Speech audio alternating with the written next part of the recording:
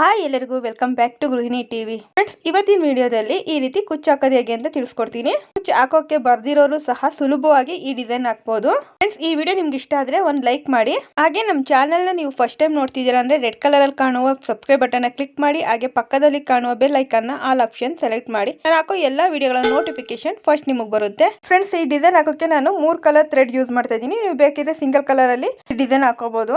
ಒಂದೊಂದು ಕಲರ್ ಅಲ್ಲೂ ನಾನು 77 ದಾರ ತಗೊಂಡಿದ್ದೀನಿ. ಈ 3 ದಾರನ್ನು ಒಟ್ಟಿಗೆ ಸೇರಿಸಿ ನಾನು ಸೂಜಿ ದಾರದಿಂದ ಹೊಲ್ಕೋತೀನಿ. ಒಂದ್ 2 ಸತಿ ನೀಡಲಿಂದ ಸ್ಟಿಚ್ ಮಾಡ್ಕೊಂಡಾದ್ಮೇಲೆ ಅದ್ರ ಸುತ್ತ ದಾರ ಸುತ್ತಿ ನೋಡಿ, ನಾನು ತೋರಿಸ್ತೀನಲ್ಲ ಆ ರೀತಿ ದಾರ ಸುತ್ತಿ ನಾಟ್ ಹಾಕೊಳ್ಳಿ. ಇಲ್ಲಾಂದ್ರೆ ನಿಮ್ಗೆ ಯಾವ ರೀತಿ ಅನುಕೂಲನೋ ಆ ರೀತಿ ನಾಟ್ ಹಾಕೊಳ್ಳಿ. ಥ್ರೆಡ್ ಅಲ್ಲಿ ಯಾವುದೇ ಕಾರಣಕ್ಕೂ ಓಪನ್ ಆಗಬಾರ್ದು, ಆ ರೀತಿ ಟೈಟ್ ನಾಟ್ ಹಾಕೊಳ್ಳಿ.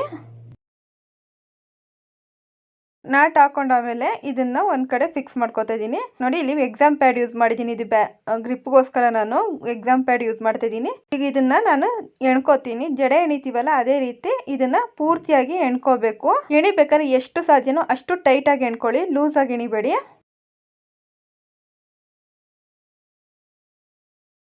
ಫ್ರೆಂಡ್ಸ್, ಈಗ ಅರ್ಧದಷ್ಟು ಎಣ್ಕೊಂಡಿದ್ದೀನಿ. ಇದೇ ರೀತಿ ಇನ್ನರ್ಧ ಪೂರ್ತಿ ಎಣ್ಕೊತೀನಿ. ಪೂರ್ತಿಯಾಗಿ ಎಣ್ಕೊಂಡಾದ್ಮೇಲೆ ನಾನು ಇಲ್ಲಿ ನಾಟ್ ಹಾಕೋತಾ ಇದೀನಿ. ದಾರ ತಗೊಂಡು ಟೈಟ್ ಆಗಿ ನಾಟ್ ಹಾಕೋತಾ ಇದೀನಿ. ಅದು ಓಪನ್ ಆಗಬಾರ್ದು, ಲೂಸ್ ಆಗಬಾರ್ದು, ಆ ರೀತಿ ನೋಡ್ಕೊಂಡು ಟೈಟ್ ಆಗಿ ನಾಟ್ ಹಾಕೋತಾ ಇದೀನಿ.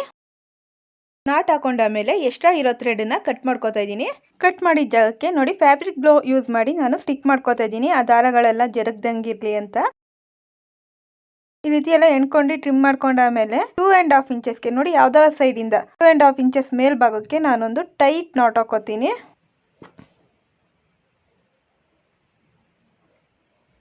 ಈ ರೀತಿ ಟೈಟ್ ಆಗಿ ನಾಟ್ ಹಾಕೊಳ್ಳಿ. ನಿಮ್ಗೆ ಯಾವ ರೀತಿ ನಾಟ್ ಹಾಕೊಳಕ್ ಬರುತ್ತೆ ಈ ರೀತಿ ನಾಟ್ ಹಾಕೊಳ್ಳಿ. ಟೈಟ್ ನಾಟ್ ಹಾಕೊಳ್ಳಿ.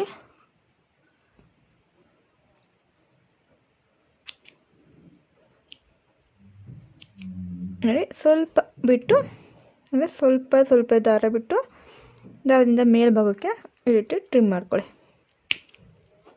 ಮತ್ತು ಇಲ್ಲಿ ಸಹ ಫಸ್ಟು ಗಮ್ ಅಂಟಿಸ್ಕೊಂಬಿಡಿ ನೀಟಾಗಿ. ಆನಂತರ ಅಲ್ಲೊಂದು ನಾಟ್ ಹಾಕ್ಕೊಳ್ಳಿ.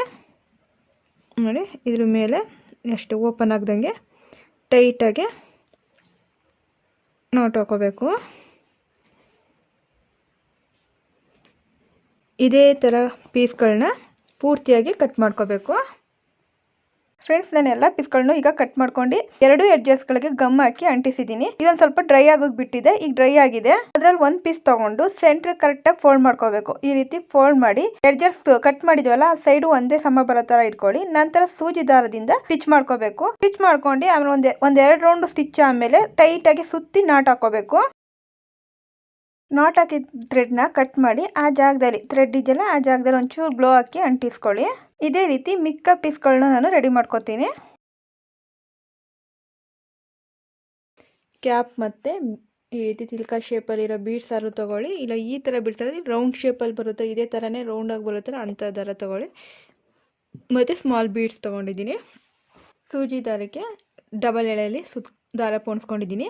ಈಗ ಅದರಲ್ಲಿ ಒಂದು ತೊಗೊಂಡು ಈ ಸೆಂಟ್ರಲ್ಲಿ ಇದೆಯಲ್ಲ ಈ ರೀತಿ ತೊಗೊಳ್ಳಿ. ಸೆಂಟ್ರ್ ಕರೆಕ್ಟಾಗಿ ತೊಗೊಳ್ಳಿ.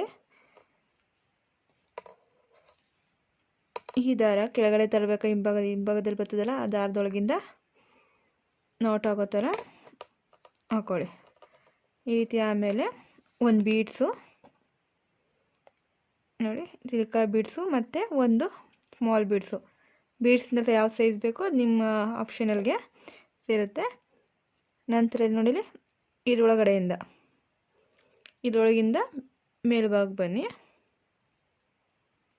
ಈ ರೀತಿ ಸೆಂಟ್ರಿಗೆ ತಗೊಬರ್ಬೇಕು.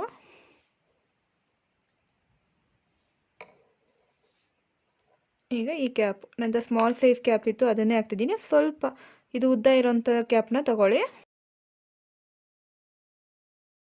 ನೋಡಿ, ಈ ರೀತಿ ನಿಮ್ಗೆ ಯಾವ ಸೈಡ್ ಬೇಕು ಅಂತ ನೋಡ್ಕೊಂಡು ಆ ಜಾಗದಲ್ಲಿ ಈ ತರ ಸ್ಟಿಚ್ ಮಾಡ್ಕೊಳ್ಳಿ. ನೀಡಲ್ ಫಸ್ಟ್ ಬ್ಯಾಕ್ ಸೈಡ್ ಇಂದ ತಂದು ಮತ್ತೆ ಕ್ಯಾಪ್ ಇದೆಯಲ್ಲ ಆ ಕ್ಯಾಪ್ ಒಳಗಿಂದ ನೀಡಲ್ ನ ವಾಪಸ್ ಕೆಳಭಾಗಕ್ಕೆ ತಗೊಂಡೋಗ್ಬೇಕು.